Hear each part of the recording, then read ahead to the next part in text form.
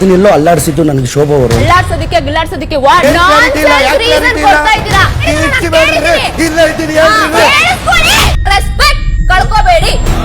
ಹಂಗ ಮಾತಾಡ್ತಾಳಪ್ಪ, ನೀವು ಹೋದ್ರೆ ಹುಚ್ಚುನ ಬೇಕು ಅಂತೇಳಿ ಬಂದು. ಹಾಯ್ ಹಲೋ ನಮಸ್ಕಾರ, ಸ್ಮಾರ್ಟ್ ಸ್ಕ್ರೀನ್ ಯೂಟ್ಯೂಬ್ ಚಾನಲ್ಗೆ ಸ್ವಾಗತ.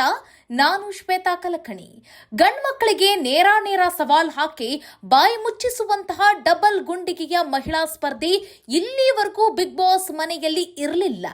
50 ದಿನ ಮುಗಿದ ಮೇಲೆ ವೈಲ್ಡ್ ಕಾರ್ಡ್ ಎಂಟ್ರಿ ಮೂಲಕ ಬಿಗ್ ಬಾಸ್ ಮನೆಗೆ ಶೋಭಾ ಶೆಟ್ಟಿ ಬಂದಿದ್ದಾರೆ ಅಂದ್ರೆ ತಪ್ಪಾಗಲ್ಲ.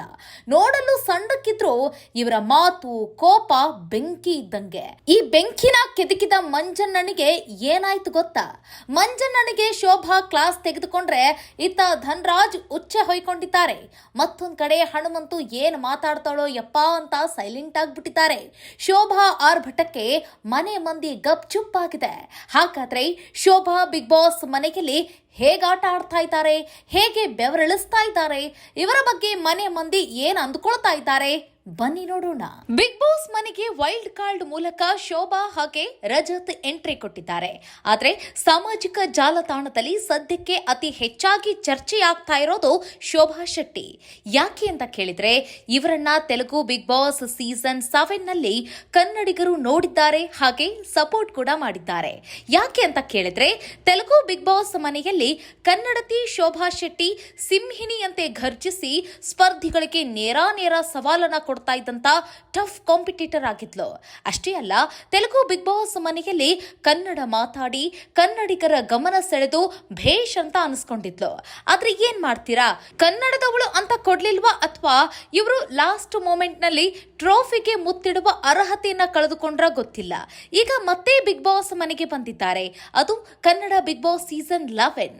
ಅಖಾಡ ಹಳೆಯದ್ದೇ ಆಗಿರ್ಬೋದು, ಆದ್ರೆ ಹೊಸ ಚಾಲೆಂಜ್ ಮೂಲಕ ಮನೆ ಒಳಗಡೆ ಎಂಟ್ರಿ ಕೊಟ್ಟಿದ್ದಾರೆ.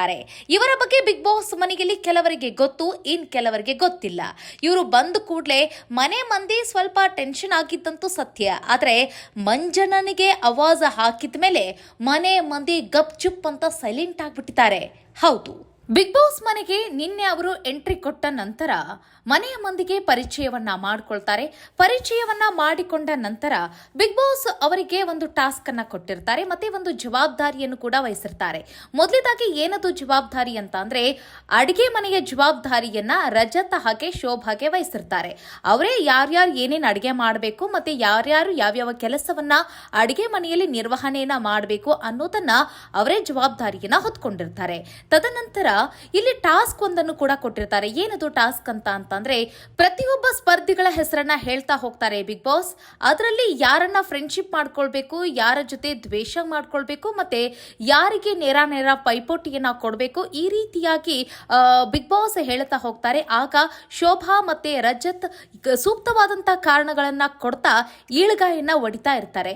ಈ ಸಂದರ್ಭದಲ್ಲಿ ಅವರು ಕೊಡುವಂತಹ ಸೂಕ್ತ ಕಾರಣಗಳು ಮತ್ತೆ ಅವರು ಒಡಿತಾ ಇರುವಂತಹ ಆ ಈಳ್ಗಾಯನ್ನ ನೋಡ್ಬಿಟ್ಟು ಸ್ಪರ್ಧಿಗಳು ಕೊಂಚ ಅಲರ್ಟ್ ಆದ್ರು, ಮತ್ತೆ ಸ್ವಲ್ಪ ಸೀರಿಯಸ್ ಕೂಡ ಆದ್ರು, ಜೊತೆಗೆ ಒಂದ್ ಸ್ವಲ್ಪ ಟೆನ್ಷನ್ ಕೂಡ ಆದ್ರು. ಏನಪ್ಪಾ, ಮನೆ ಒಳಗಡೆ ಸಿಂಹಿಣಿ ಬಂದಿದ್ದಾಳೆ ಅಂತನೂ ಕೂಡ ಒಂದ್ ಸ್ವಲ್ಪ ಟೆನ್ಷನ್ ಮಾಡ್ಕೊಂಡಿದ್ದು ಉಂಟು. ಆದ್ರೆ ಅದರಲ್ಲೂ ಈ ಸದ್ಯಕ್ಕೆ ಬಿಗ್ ಬಾಸ್ ಮನೆಯಲ್ಲಿ ಟಫ್ ಕಾಂಪಿಟೇಟರ್ ಅಂತ ಹೇಳಿ ಗುರುತಿಸ್ಕೊಳ್ತಾ ಇರುವಂತಹ ಮಂಜಣ್ಣ, ಗೌತಮಿ, ವಿಕ್ರಮ್, ಶಿಶಿರ್ ಇವರು ಕೂಡ ಟೆನ್ಷನ್ ಆದ್ರು.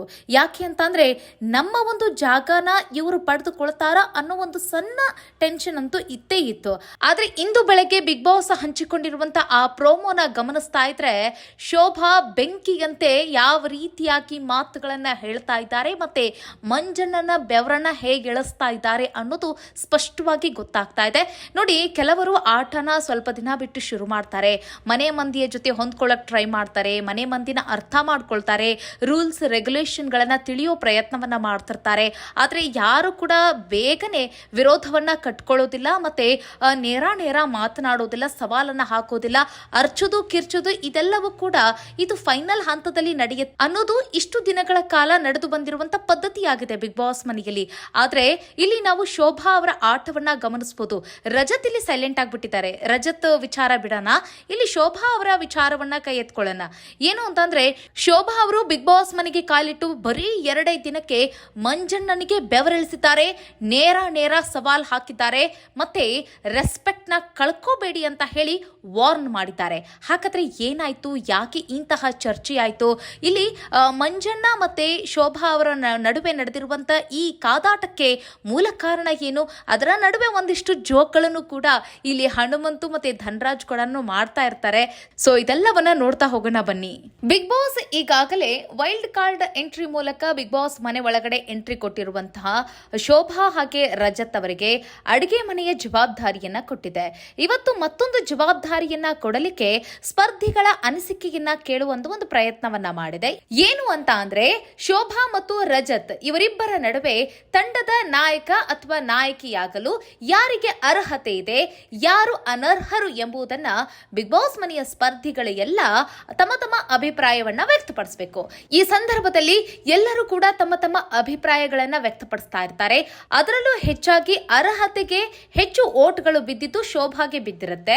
ಅದರಲ್ಲೂ ತಂಡದ ನಾಯಕಿಯಾಗಿ ಅತಿ ಹೆಚ್ಚು ಅರ್ಹತೆಯನ್ನ ಹೊಂದಿರೋದು ಶೋಭಾ ಅಂತ ಕನ್ಫರ್ಮ್ ಆಗಿರುತ್ತೆ. ಇಲ್ಲಿ ಹೆಚ್ಚು ಮನೆ ಮಂದಿ ಅರ್ಹರು ಎಂಬ ಸ್ಥಾನಕ್ಕೆ ಶೋಭಾ ಅವರಿಗೆ ಕೊಟ್ಟಿರ್ತಾರೆ. ಶೋಭಾ ಅವರಿಗೆ ವೋಟ್ ಅನ್ನ ಮಾಡಿರ್ತಾರೆ, ಅಭಿಪ್ರಾಯಗಳನ್ನ ವ್ಯಕ್ತಪಡಿಸಿರ್ತಾರೆ. ಆದ್ರೆ ಮಂಜಣ್ಣ ಮತ್ತೆ ಗೌತಮಿ ಮತ್ತೆ ಇನ್ ಕೆಲವರು ಮಾತ್ರ ರಜತ್ ಅವರು ಅರ್ಹರು, ಇಲ್ಲಿ ಶೋಭಾ ಅನರ್ಹಳು ಅಂತ ಹೇಳಿ ತಮ್ಮ ಅಭಿಪ್ರಾಯವನ್ನ ವ್ಯಕ್ತಪಡಿಸಿರ್ತಾರೆ. ಆದ್ರೆ ಇಲ್ಲಿ ನೀವು ಮಂಜಣ್ಣ ಅವರ ಸೂಕ್ತ ಕಾರಣವನ್ನ ಕೇಳಿದಾಗ ಆ ಸೂಕ್ತ ಕಾರಣದಿಂದಾಗಿಯೇ ಇಲ್ಲಿ ಶೋಭಾ ಟ್ರಿಗರ್ ಆಗ್ಲಿಕ್ಕೆ ಮೂಲ ಕಾರಣ ಆಗಿರುತ್ತೆ. ಹಾಗಾದ್ರೆ ಮಂಜಣ್ಣ ಏನ್ ಹೇಳಿದ್ರು ಅಂತ ಅಂದ್ರೆ, ಇವರು ಮನೆಯ ರೂಲ್ಸ್ ಗಳನ್ನ ಅಲ್ಲಾಡಿಸಿರ್ತಾರೆ ಅಂತ ಹೇಳಿ. ಸೊ ಈ ಮಾತು ಅಲ್ಲಾಡಿಸಿರ್ತಾರೆ ಎನ್ನುವಂತಹ ಈ ಮಾತಿನಿಂದ ಶೋಭಾ ಇದಕ್ಕಿದ್ದ ಹಾಗೆ ಟ್ರಿಗರ್ ಆಗ್ತಾರೆ. ಸೊ ಆಗ ಇವರ ಮಾತಿನ ಶೈಲಿಯೇ ಚೇಂಜ್ ಆಗುತ್ತೆ.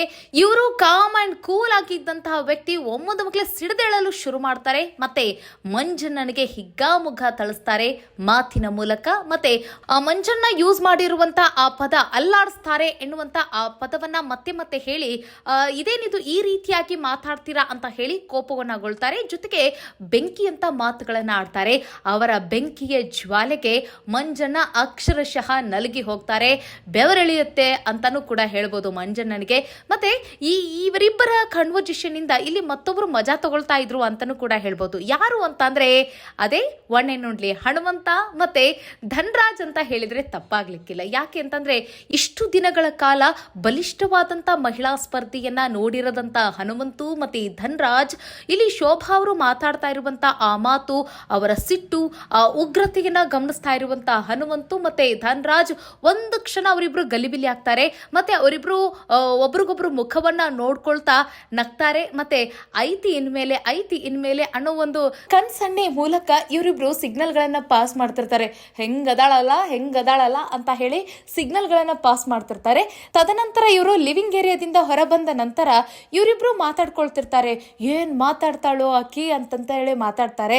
ದೆನ್ ಆಕಿನ ಜೊತೆ ನಮಗೆ ಹಿಂಗೆಲ್ಲ ಮಾತಾಡಕ್ ಆಗಂಗಿಲ್ಲ, ಮಾತಾಡಿದ್ರೆ ನಾವು ಹುಚ್ಚಿನ ಹೊಯ್ಕೊಳ್ತೀವಿ ಅಂತ ಹೇಳಿ ಮಾತಾಡ್ತಾರೆ. ಅಷ್ಟೊತ್ತಿಗಾಗ್ಲೇ ಧನರಾಜ್ ಅವರು ಇನ್ನೊಬ್ರಿಗೆ ಯಾರಿಗೋ ತೋರಿಸ್ತಾರೆ, ಅಕ್ಕ ಅಂತ ಹೇಳಿ ಅವ್ರನ್ನ ಕರೆದು ತೋರಿಸ್ತಾರವರು ತಾವು ಹುಚ್ಚಿ ಹೊಯ್ಕೊಂಡಿರೋದನ್ನ. ಸೊ ಇದೆಲ್ಲವೂ ಕೂಡ ಇವತ್ತಿನ ಬಿಗ್ ಬಾಸ್ ಶೋನ ನೋಡ್ಲಿಕ್ಕೆ ಸಖತ್ ಕ್ಯೂರಿಯಾಸಿಟಿಯನ್ನ ಬಿಲ್ಡ್ ಮಾಡಿದೆ ಅನ್ನೋದ್ರಲ್ಲಿ ಎರಡು ಮಾತಿಲ್ಲ. ಎಲ್ರು ಕೂಡ ಇವತ್ತು 9:30 ಯಾವಾಗ ಆಗುತ್ತಪ್ಪ ಅಂತ ಹೇಳಿ ಕಾದು ಕುಳಿತಿದ್ದಾರೆ. ಯಾಕೆ ಅಂತ ಅಂದ್ರೆ ಶೋಭಾ ಅವರ ಮಾತು ಮತ್ತೆ ಅವರ ಖಡಕ್ ಡೈಲಾಗು ಮತ್ತೆ ಅವರ ಆ ಸಿಟ್ಟನ್ನ ನೋಡ್ಬೇಕು. ಯಾಕೆ ಜಗಳ ಆಯ್ತು, ಯಾಕೆ ಶೋಭಾ ಅಷ್ಟೊಂದು ಸಿಟ್ಟು ಮಾಡ್ಕೊಂಡ್ರು ಅನ್ನೋದನ್ನ ನೋಡ್ಬೇಕು ಅನ್ನೋದು ಎಲ್ಲರ ಕಾತರ ಆಗಿದೆ. ನಿಮಗೇನ್ ಅನ್ನಿಸ್ತಾ ಇದೆ ಅನ್ನೋದನ್ನ ಹೇಳೋದನ್ನ ಮರಿಬೇಡಿ, ಕಾಮೆಂಟ್ ಮಾಡಿ. ಮತ್ತೆ ಶೋಭಾ ಅವರು ಆ ರೀತಿಯಾಗಿ ಸಿಟ್ಟು ಮಾಡ್ಕೊಂಡಿದ್ದು ಮತ್ತೆ ತಮ್ಮ ಆಟವನ್ನ ಇಷ್ಟು ಬೇಗ ಶುರು ಮಾಡಿದ್ದು ನಿಮಗೇನ್ ಅನಿಸ್ತು, ಮತ್ತೆ ಈ ಆಟದ ದಿಕ್ಕು ಯಾವ ರೀತಿಯಾಗಿ ಚೇಂಜ್ ಆಗ್ತಾ ಹೋಗುತ್ತೆ. ಮತ್ತೆ ಸೋಷಿಯಲ್ ಮೀಡಿಯಾದಲ್ಲಿ ಶೋಭಾ ಅವರನ್ನ ಬೆಂಕಿ ಶೋಭಾ ಅಂತ ಕರಿತಾ ಇದ್ದಾರೆ, ಮತ್ತೆ TRP ಕ್ವೀನ್ ಅಂತ ಹೇಳಿ ಕರಿತಾ ಇದ್ದಾರೆ. ನಿಮಗೇನಂತ ಅನಿಸುತ್ತೆ ಅನ್ನೋದನ್ನ ಕಾಮೆಂಟ್ ಮಾಡೋದನ್ನ ಮರಿಬೇಡಿ. ಮುಂದಿನ ವಿಡಿಯೋದಲ್ಲಿ ಮತ್ತೊಂದು ವಿಚಾರದೊಂದಿಗೆ ಸಿಗೋಣ. ನಮಸ್ಕಾರ.